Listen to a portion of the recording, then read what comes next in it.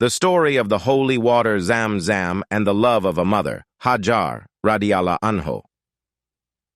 When Ibrahim brought his wife Hajar and son to Prophet Ismail here, Makkah was an empty desert. No one had settled there, nor was there any water. Ibn Abbas narrated, he, Ibrahim, made them sit over there and placed near them a leather bag containing some dates and a small water skin containing some water, and he set out homeward.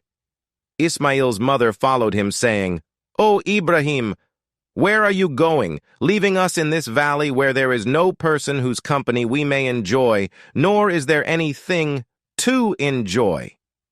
She repeated that to him many times, but he did not look back at her. Then she asked him, "Has Allah ordered you to do?" He said, "Yes." She said, "Then he will not neglect us," and returned, while Ibrahim proceeded onwards. Hajar truly believed that Allah was sufficient for her and that he would provide for her, just as he provides for birds. She knew that, although she and Ismail appeared to be alone in the desert, Allah was actually close by.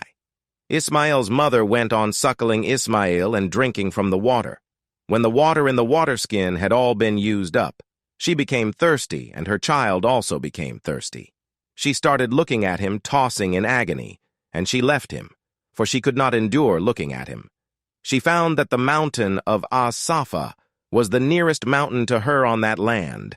She stood on it and started looking at the valley keenly so that she might see somebody, but she could not see anybody.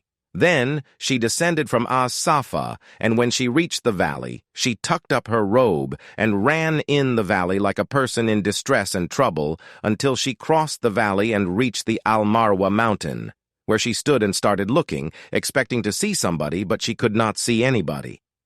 Hajar ran between Safa and Marwa 7 times, and each time she searched the desert, expecting to see somebody. Despite being in the midst of an unsettled and uncultivated desert, she did not lose hope that Allah would send her help.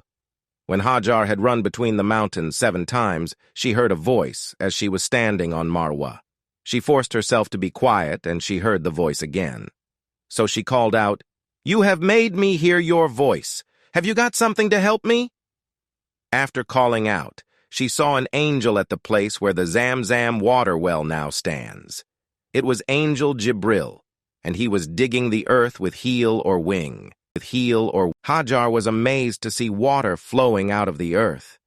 She raced down to the valley and started pushing the earth around the water to make a basin, and then she filled up her water skin with her hands.